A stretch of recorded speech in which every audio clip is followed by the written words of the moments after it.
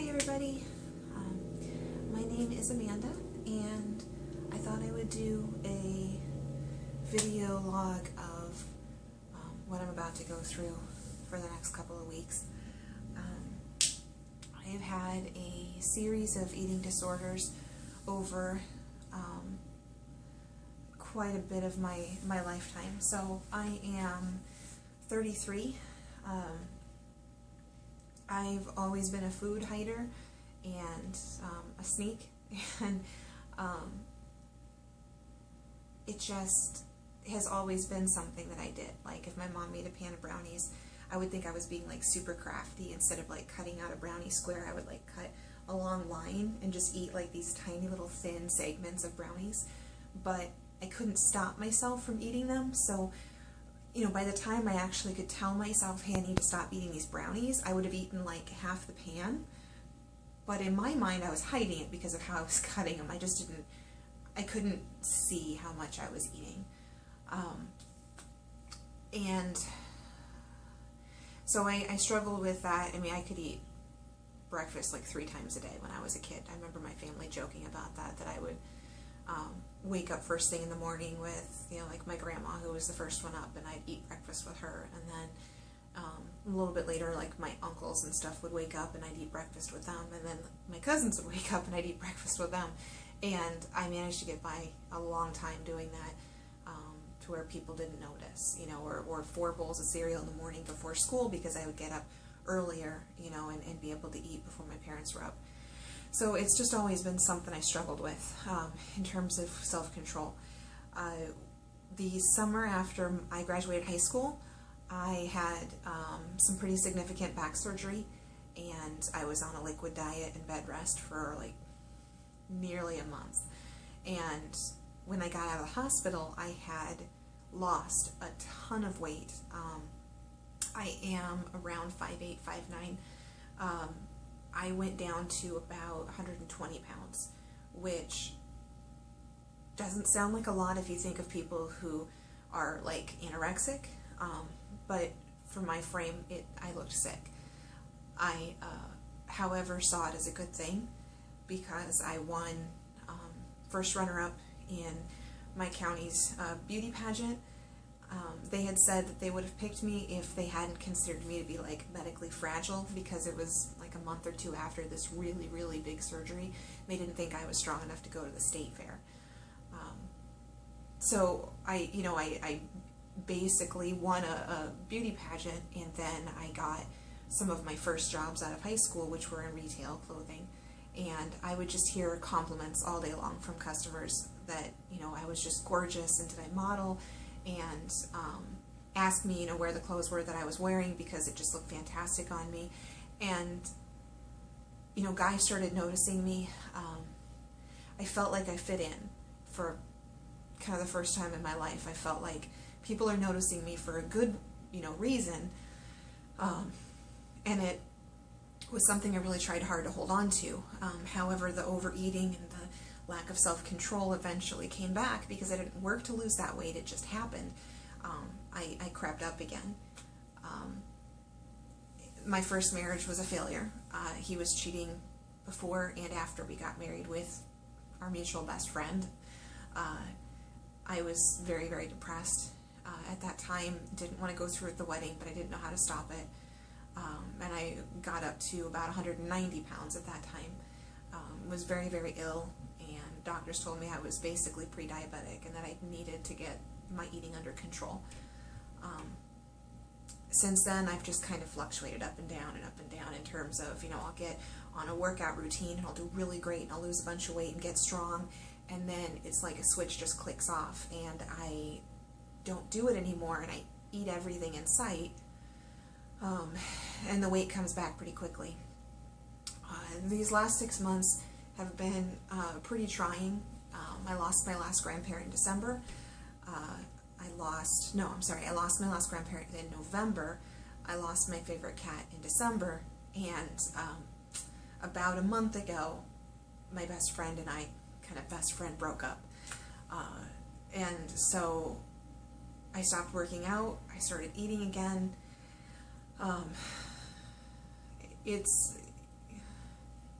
it's like I don't notice it. I can't stop it until I go to put on a pair of pants one day, and I'm like, these pants don't button, you know? What am I doing? So it's something that I've dealt with for a long time. I don't think that I'm in any specific category, like anorexia, bulimia, anything like that. I have eaten to the point where I throw up because I just feel so disgusting for having eaten all that food. But I'll turn around and do it again. You know, I got food poisoning from a gas station a couple of weeks ago, and it didn't, I went right back. And it was at that point that I realized it was an addiction. That, you know, I got so violently ill, and I was still going back for more. And I realized that that's what you could hear from a drug addict or, you know, a drunk. And that's when I started to realize that food was my addiction. And it shed a lot of light on the situation. So I have a friend that used to work at a local hospital, and she let me know that they have an eating plan, eating disorder treatment program. And I called and went in and had an interview, and they said that I was a prime candidate for cognitive behavioral therapy, to try and learn why I do the things I do, why I go back and forth between, you know, extreme dieting and restricting to where I'm only eating, you know, 200 to 300 calories a day, and I lose like 14 pounds in a week or two, to emotionally eating and binging because I'm stressed or I'm sad or I'm depressed or my anxiety is acting up, and I put on, you know, 15 pounds in a month, and it's, I'm just tired of the up and down. I'm tired of looking at pictures of myself where I look fantastic one month, and then I look like a walrus the next month. You can't see much of me in this picture, but I'm huge right now. I've topped 180, which I'm not proud of, because I felt like 180 was going to be my max, and I've now reached that. So I know this isn't a magic plan. It's not going to be, you know, hypnotic, fixed overnight kind of a thing. It's going to be work, and it's going to be probably pretty painful. And that's part of why I wanted to log this, so that I have something I can look back on when I'm struggling. I can remember how much work it took to try and do this, and it can hopefully help some people who might be on the fence about entering treatment, or they don't think that their problem is a problem.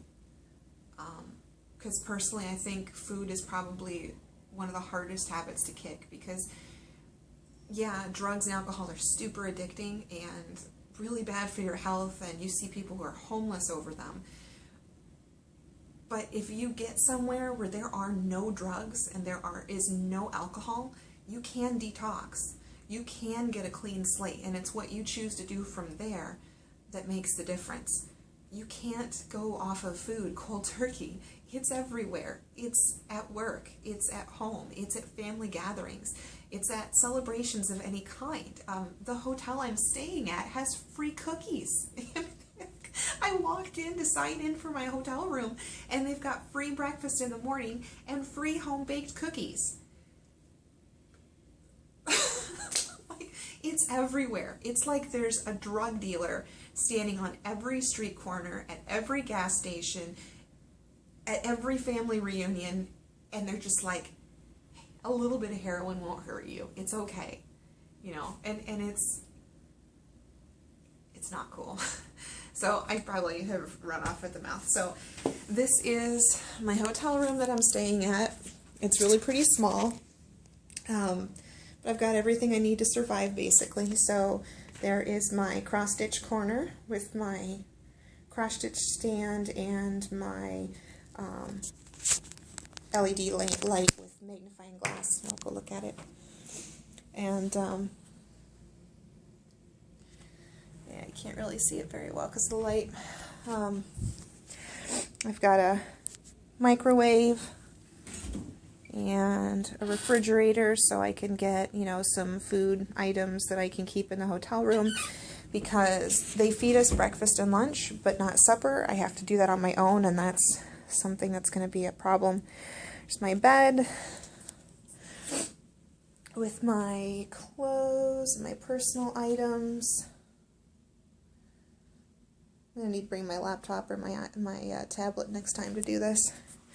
And then, of course, I've got my metal detecting gear because I'm a freak, and I love metal detecting, so I kind of feel like I've got all my extracurricular activities lined up.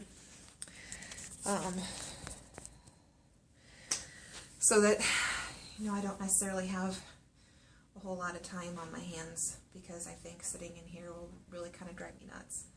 So, there we go. So, anyway, I hope you get something out of it. I encourage any feedback, any suggestions, personal experiences if you've done this, because I've never done this, and it's pretty scary. So, all right, everyone, have a good day.